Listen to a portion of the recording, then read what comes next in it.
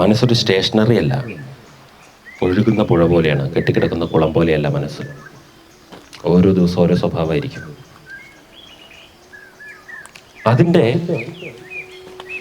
Diet ശ്രദ്ധിക്കാതെ അതിൻ്റെ ഔട്ട്പുട്ടുകളെ കുറിച്ച് ഒരുപാട് ബോധമായിട്ട് കാര്യമില്ല. എൻ്റെ മനസ്സിൽ അങ്ങനെ തോന്നുന്നു, എൻ്റെ മനസ്സ് ഇങ്ങനെ ഉണ്ട്, എനിക്ക് അതാണ് സ്വഭാവം, എനിക്ക് കൺസിസ്റ്റൻസി ഇല്ല, എനിക്ക് എനർജി ഇല്ല, എനിക്ക് കോൺഫിഡൻസ് ഇല്ല. ഇതൊക്കെ ഔട്ട്പുട്ടാണ്. ഇൻപുട്ട് എന്താണ്?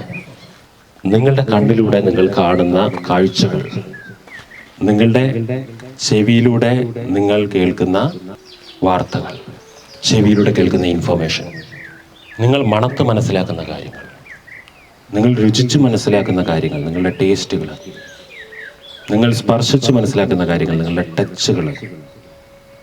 ഇതിൻ്റെ കൂടെ ഒരു സാധനം കൂടെ ഉണ്ട്, നിങ്ങളുടെ സെൽഫ് ടോക്ക്.